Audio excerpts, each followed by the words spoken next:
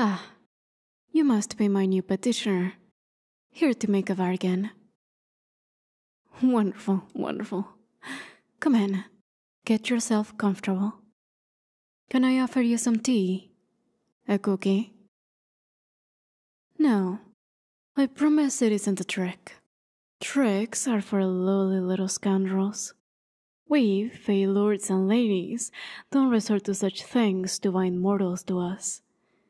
It's unseemly and unnecessary. We have many mortals wanting to bargain with us. I know. Aren't you so lucky? I will admit, you interested me.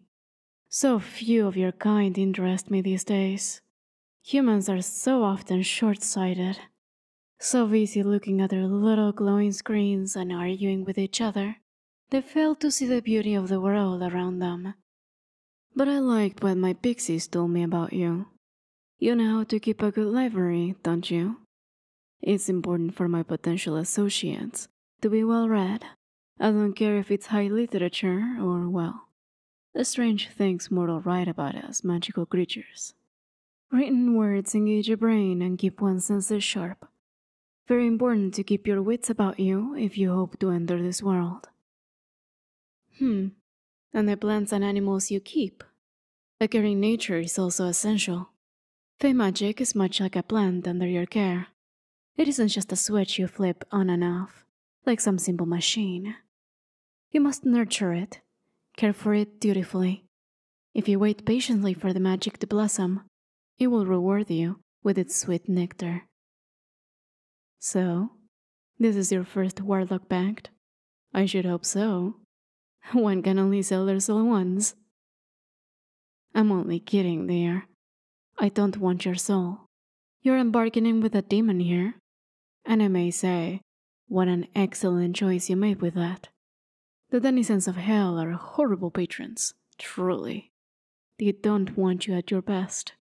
Not like I do. They want you at your most desperate and vulnerable. They want you to fail, to overextend yourself, so they can add your soul to their legions. But we're not here to talk about them, or what they want. We're here to talk about what we want, aren't we? And like I said, I won't be taking your soul. What do I want? We'll get to that soon. Much better to tend to your needs first, to make sure I can provide what you're looking for. I guarantee you, though, I ask for less than you think. Trifle things, really. I want us to be friends first and foremost, and friends help each other. I help you, you help me, and soon you'll forget we're even contractually bound. It's a system that's been working since the dawn of man. If it didn't work, why would we still doing it? Now, why is it exactly you want access to Fae magic? Let me guess. Your human sorcery was enough for a while. It helped you establish yourself in the magic world, but then it failed you. It's nothing to be ashamed of. Sorcery fails all mortals eventually.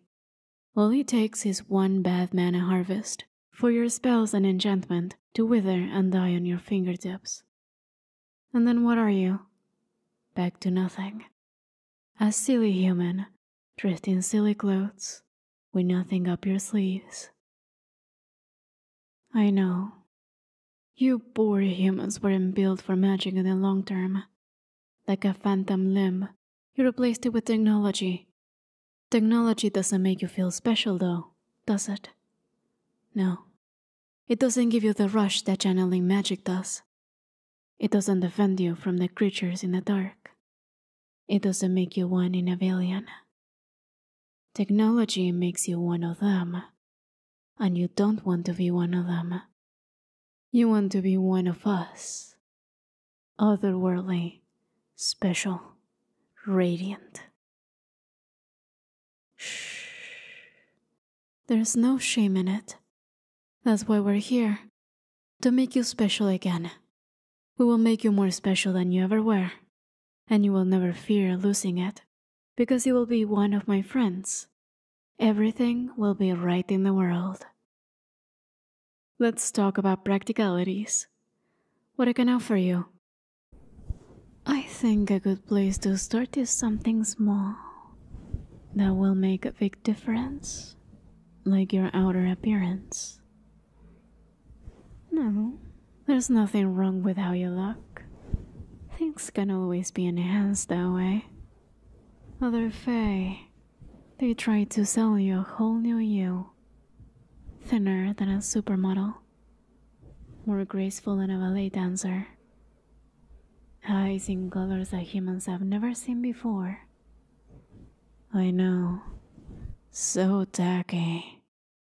The other gentry parade around their warlocks that are so resculpted, they look like aliens. Ugh. So uncanny. I believe in a light touch. None of what I'm doing right now is permanent. It's all just a suggestion. Just shake your head and all your features will bounce back into place. There's a nice sweet spot where people still recognize you, but it's like they're truly seeing you for the first time. We want to bring out the true inner you, your most perfect self. What would be good? Maybe if we move this here a little bit and this a little bit to the right. And maybe, and this looks like it could use some work. So we enlarge this and change that, adding a little color, but not too much.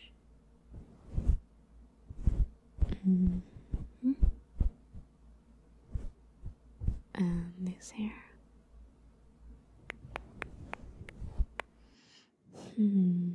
Maybe not. Let me change that back. And then small detail, but you can already see an improvement. No, I changed my mind. Let's move this back. And could change this around, but let's save it for another time. Oh, look at that. Go ahead. Look at yourself over there. I know. I think it's my best work yet. That's just a free sample. It'll stay that way until you wash your face or shake it off. Try it out tonight. Go to a social gathering. They'll fawn over you. I can teach you how to change your look yourself. You can change anything about your body you don't like. I still recommend you pass any changes by me first, until you get the hang of it. Self-sculpting is so easy to get wrong. It can look like you bought a do-it-yourself plastic surgery kit. Glamour? No, this isn't glamour. This is a tangible kind of magic. Feel free to touch it. Go ahead. Can I tell you the truth about glamour? And keep in mind, the other Fae will kill me if they knew I was giving away our secrets. Glamour is terrible. It's a fast food of Fae magic. Cheap and easy to sell. But it ruins you. Glamour erodes whatever you modify it with. It makes the thing you enchant slowly lose whatever made it truly special. If you use it to make your eyes brighter, your eyes are just a bit duller without it. Use it to make your dress silky and fine, and when the glamour wears off, it will start to fray at the edges. Soon enough, you'll need to constantly be using glamour just to keep your life from falling apart. I know, it's awful. If I wasn't any less scrupulous, if you were dealing with anyone else really, it would be the first thing offered to you. But here I am, arming you with knowledge even if you walk away from my table today. I must really like you. Well, changing what you look like is all well and good, but I can sense you want to be more than just a pretty face. You want some practical abilities. I respect that. We have things to accomplish in the world, after all. Let me give a few other examples of magic I can offer that might interest you. How about animating your reflection? Really? After all, your reflection is quite lazy. All it does all day is copy whatever you do. So much wasted time. We can easily put it to work. What does an animated reflection do? Well, for starters, it can travel through the realm of reflections. In the world, all reflections act as windows into our world. Your reflection can travel freely and peer through any reflective surface. Very useful for spying, listening, scouting ahead. There are many more shiny surfaces in the world than most people notice. Invest some more magic in the spell, and it will be yet more useful. Your reflection could reach into the physical world temporarily and grab something for you. Or you could use mirrors as portal swords. You would never be trapped in any location where you can see yourself in something. Intriguing, isn't it? Mirror magic is among my favorite domains. Of course, as long as your reflection is away, you won't be able to look at yourself. Other people wouldn't notice, no, not like a vampire. But it can be inconvenient nonetheless. I'll always be here to tell you how you look, though. Are we perhaps thinking something more direct? You must keep in mind that Fae magic by its very nature is subtle. No, you won't find any spells for making war here. We are a gentle people. No harmless, but gentle. Of course, I'm not suggesting you're a brute or anything of the sort. You are here after all. But you want something to make you feel more in control. I understand. How about enchantment? We love emotions here in the land of fairy. Emotions are such powerful things, and humans are so often controlled by their emotions when they should be the ones in control. Yes, we have many ways to make people feel the way we want them to. It isn't controlling their mind. We can do nothing to a person's free will.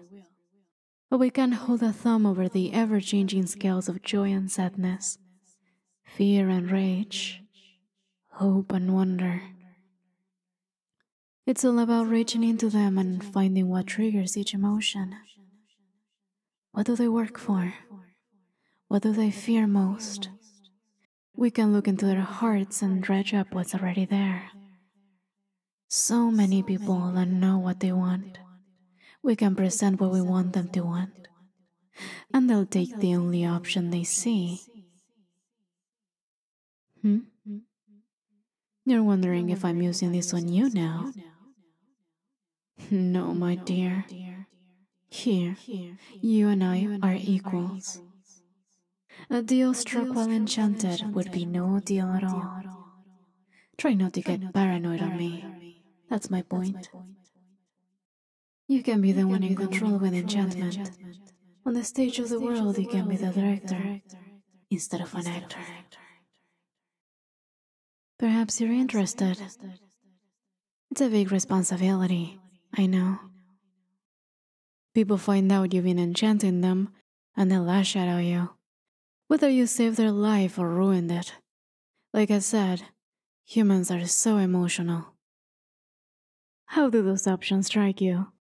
I could sit here forever rattling off different kinds of magic I could grant you, but I don't want to make it dizzy with options. It's best to start simple. We can always change out the magic you have access to as easily as going shopping for new clothes together. Yes, it'll be quite fun. I'll let you think about it. And while you think, I can tell you what I want out of this deal. Like I've said, I'm a very simple patron. I just ask for a few favors every now and then. Most of them won't even feel like work. First of all, you will be spending time as one of my courtiers, like a handmaid or an attendant. You'll be spending some time in the land of fairy under my protection, staying close by my side as I attend functions and matters of court. Yes, part of the job is allowing me to show you off. You'll need to be polite and courteous to the other lords and ladies. You'll also keep my confidence. Unfortunately, I can trust any of my peers, and they can trust me. But you'll be bound to me. You couldn't spill my secrets if you wanted to. And I have a lot of secrets to share. It'll be fun. You'll even be able to eat fairy food without it enthralling you. Don't stuff your face, though. It wouldn't be polite. So, that would be your first duty. On the other side of the particular coin, you would be one of my emissaries, an agent to represent my affairs in the mortal realm. Yes, this is historically what warlocks are used for. We outsiders cannot wander freely through your world. Much easier to work through a proxy. You've done your homework. Sharp mind. I would start you off on light duty, nothing precarious. You sit in local councils where I hold a stake. Places my presence would be expected. You would not speak unless spoken to. As my representative, anything you say is implicitly said by me. Eventually, you would also be a messenger for me, and perhaps an investigator. Let's say one of my other warlocks has dropped off the face of the earth without warning. I would send you to find out why, probably as a part of a team. Yes, there are others. I would love to be one warlock kind of fae. Unfortunately, we don't live in a world that allows me to be. I try to keep my mortal friends as separate as I can, just to keep things untangled. But there will be times you'll have to rely on each other. Just don't start comparing magic and lose focus of the objective. I cultivate a special and unique relationship with all my warlocks. Everyone's gifts look different, because I tailor them to the individual. Anyways, your tasks in the mortal realm. There will be less hand-holding from me, which you may or may not appreciate. All I can promise is that I won't ask you to do anything too awful, by your people's laws or mine. I'll give you as much warning as I can when I need an assignment done, and I always try to stay flexible and understanding. I ask that you do the same. Finally, there's one last cost of our deal. It isn't so much something you will need to do, but something that will be done to you. There's nothing that can be done to prevent it. It's simply an effect of a mortal accepting magic from a magical being. You will give up part of your humanity and become more like me. I said I wasn't going to take your soul, and I meant it. You will have your free will. You'll still even be mostly human. If you weren't, there wouldn't be much point to making this deal. Taking magic from a fae means you will gain some fae attributes. Which ones exactly are hard to predict. You may gain an allergy to cold iron. You may feel the pull to start a strange collection.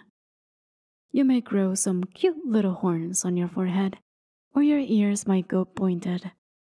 You're welcome to hide any physical changes, but they will be part of your true being. Yes, the changes would be permanent. In fact, really, most fae would not tell you this, knowing it might be the nail in the coffin of our deal. They would grow increasingly permanent, as in, you would eventually become a fae like me, were you to continue using my magic. A true resident of fairy, no longer part of the world of man. Oh, it would take decades. Decades of you using my magic. Really, I don't want it to happen. I would rather my warlock stay mortal. It's just an unfortunate side effect of using fae magic so much. The universe kind of starts to think you're one. Yeah. Heavy, I know. But being a fae isn't so bad. You would be literally immortal. A true magical being, no longer reliant on me for your magic. Sure, you start out lowly, but after a few thousand years, you could work your way up to being a part of the aristocracy like me. No, I was never human. At least I don't think I used to be. I'd remember that, wouldn't I?